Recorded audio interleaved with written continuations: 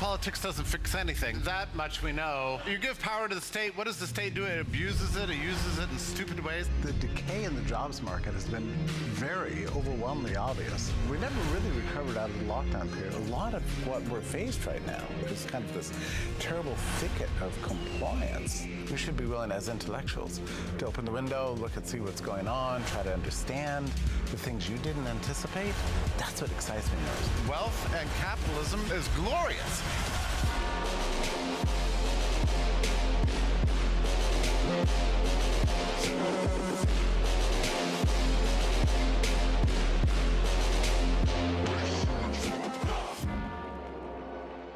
Wow, what an event, huh? Isn't it just remarkable? I love your suit. Oh, thanks.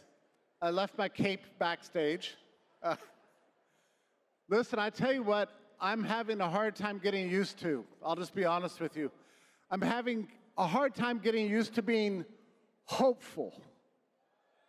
Like, actually hopeful. I've not felt this in years. 4 years, precisely. It's been a very dark time in our lives and the life of our country. From the lockdowns, through the shot mandates, to the destruction of small business, the brutalization of the children with the mask mandates and the school closures and the surveillance and all these terrible things. It was a couple years ago, I was on a show you might know called The War Room. You know, Steve Bannon, right? The philosopher king of MAGA, I would say. And in the break, we were talking, and I said, Steve, what are we going to do? Everything, civilization itself seems to be collapsing around us. Between the spying, the pillaging, the poisoning of the public, I'm not sure I understand whether we have a system in place to deal with this. And he looked at me, and it was in the commercial break, he looked at me and he said, I always remember these words, he said, "What man has made, man can unmake." We're going to unmake this disaster, and we're going to rebuild for freedom. Wow. So I wanted to believe that. But I wasn't sure. Election night was quite something, wasn't it? That was a revolution. That was a regime change within the democratic form. And we've watched over the last several days how this works itself out in practice with the debate over the budget. What a beautiful thing that was to see the free media of X employed in service of the people. It was glorious. So I'm very hopeful. I'm very excited. The House Subcommittee on Weaponization of Government just came out with a new report. Did you see it? 17,000 pages of things that the Biden administration was doing over the last 4 years to weaponize government. I know I've not read it. I don't know how anybody could, 17,000 pages.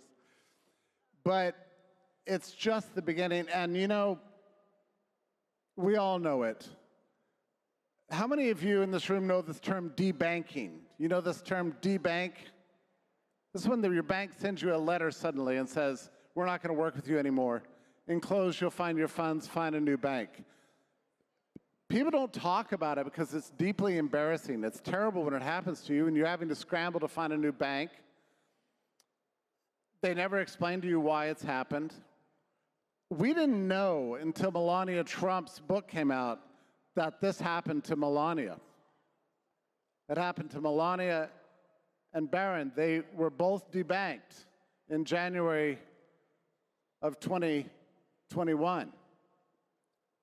And until Mark Andreessen did an interview, I think it was with Joe Rogan, or maybe it was Tucker Carlson, pointed out that there hasn't been anybody in the world of crypto and Bitcoin that hasn't faced debanking. The companies, the individuals, it's brutal. It's a form of terrible coercion that doesn't use guns. They don't have to show up to your house. They just unplug your ability to live a normal life. They never have to explain why. This was a Biden administration policy. They've been waging war against many new industries, particularly in the cryptocurrency space. And what it's done is it's driven a lot of capital out of the country. Most countries in the world are desperately clamoring for Bitcoin companies and crypto companies to come there, rolling out the red carpet to all the innovators. The US has been waging a war on these companies ever since this technology was invented. And it's been brutal and terrible. Fortunately, the Trump administration is swearing to change that. I hope we're going to. So far as I'm concerned,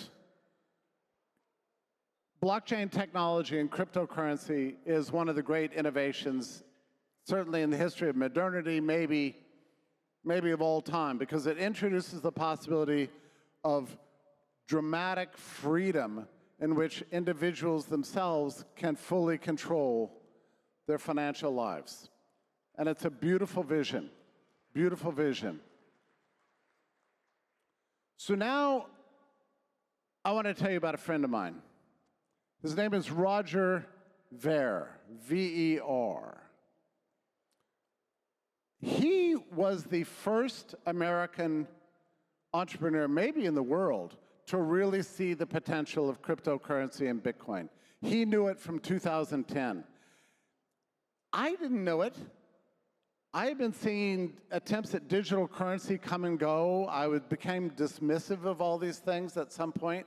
It took me 2 years later before I realized what was really going on with Bitcoin and cryptocurrency. And when I saw it, it was a revelation. You know, this is the best innovation in thousands of years, as far as I could tell. But he knew it from 2010. He became an investor, early investor in cryptocurrency, in BitPay, and later in Kraken and Ripple. And he helped develop the very first self-custody wallet online with blockchain.info, which I think has changed its name to blockchain.com now. A brilliant innovator and a great humanitarian who cares about one thing more than anything else, and that is the topic of human freedom. And I became his friend, a great man, a great idealist, a tremendous humanitarian who's been helping people all over this country and all over the world and donating to pro-freedom causes. Just a tremendous, real American. But in 2013, the Treasury, US Treasury Department, through the office called FinCEN, sent out a single-page PDF to, well, all over the country. They issued an edict. No legislation, just an edict. Classic administrative state thing. And what it said was that from now on, the US Treasury Department would control all the on-ramps and off-ramps for anything related to cryptocurrency. And in that instant, they destroyed possibly more than 10,000 budding businesses in the United States and consolidated the entire industry to just a handful of companies that could comply with these regulations. That was in 2013. In 2014, my friend Roger Ver said, you know what? I love freedom, I love America, I love free enterprise, I love innovation, and I want this to be my life. I don't think I can do that in the United States. So he took up citizenship in a small country called St. Kitts. Very beautiful place, great place, but like a lot of entrepreneurs in the space, he left. Sad about that. We hope to bring him back. My goal is that next year he's going to take this spot on this stage speaking to this audience. I hope he does. I'm glad to give up my space for him. But I'll tell you what happened about 3 months ago. He released a new book on the topic of Bitcoin, and he was attending a conference in Spain. And a man came up to him and said, "Are you Roger Ver?" He said, "Yes." "Roger Ver?" "Yes." "Well, I'm with Interpol, acting on behalf of the US Treasury, and you're under arrest. And they threw him in a Spanish prison in Spain for a month. And now, he's in Spain right now, as we're here, and he waits extradition to the US to face possibly 100 years in jail the rest of his life.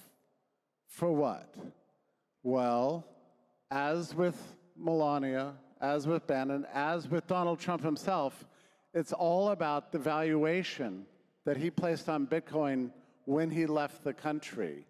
So they're using the tax system as a form of lawfare. As an example, to the rest of the Bitcoin and cryptocurrency world, don't you dare innovate. Don't you dare think you can act on your own without permission of the US government. They're trying to throw him in jail.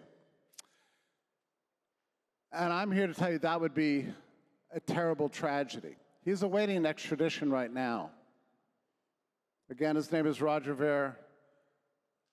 We've started a petition on his behalf. You can sign it. That'll help.